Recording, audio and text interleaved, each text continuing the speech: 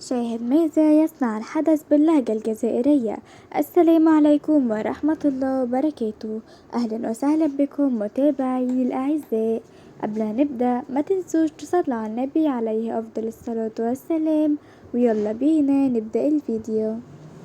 رسم إبراهيم ماذا نجم نادي هيرتا برلين الألماني انضمامه إلى صفوف المنتخب الوطني الجزائري ليحقق بذلك حلم طفولته بأنه يكون محاربا للصحراء.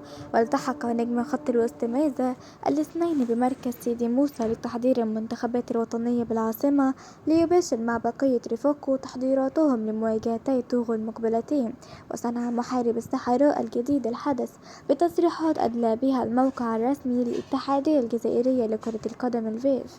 وقبل الإدلاء بتلك التصريحات رصدت كاميرا موقع الفيف خطوات ماذا الأولى في مركز سيدي موسى واستقباله على غرار رفاقه من قبل الناخب الوطني فلاديمير بيتكوفيتش والطاقم الفني.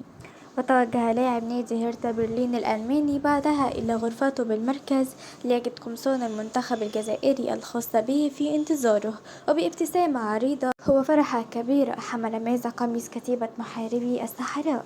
وأدلى الوافد الجديد بتصريحات للهيئة الثالث ذكرها تحدث فيها باللهجة الجزائرية ما شد انتباهه ونال إعجاب الكثير من الجزائريين. وألقى اللاعب التحية الإسلامية في مطلع تصريحاته معزفا بنفسه بأنه إبراهيم ماذا وهو موجود في مركز سيدي موسى لتحضير المنتخبات الوطنية. وقال فنك الصحراء الجديد إنه سعيد جدا بأنه سيرتدي قميص المنتخب الوطني الجزائري ليختم تصريحاته بالعبارة الشهيرة 1 2 3 في فال الجريد.